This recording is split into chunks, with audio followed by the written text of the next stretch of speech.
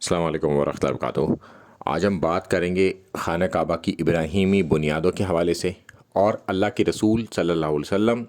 اس میں 2 دروازے لگانا چاہتے تھے، اور انہوں نے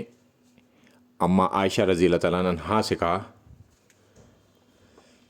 کہ اے عائشہ، کہ تیری قوم ابھی ابھی بدلی ہے، یعنی کہ ابھی اسلام لائی ہے، اور اسلام آئے ہوئے بہت زیادہ وقت نہیں گزرا انہیں،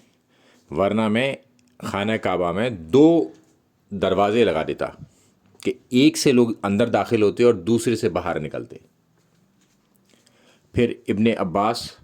ابن زبیر، عبداللہ ابن زبیر رضی اللہ تعالیٰ عنہ نے اسی طریقے سے خانہ کعبہ کی تعمیر کروائی، مگر پھر جب بنو امیہ کا دور آ گیا تو انہوں نے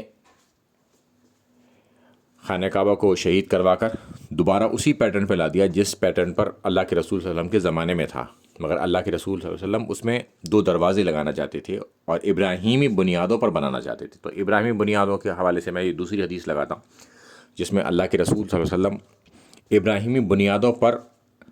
خانہ کعبہ کو بنانا چاہتے تھے، یعنی کہ جو آج حتیم خانہ کعبہ سے باہر ہے نا، اسے بھی خانہ کعبہ کے اندر لینا چاہتے تھے، اور 2 دروازے لگانا چاہتے تاکہ ایک سے لوگ گھسیں اندر اور دوسرے سے باہر نکل جائے،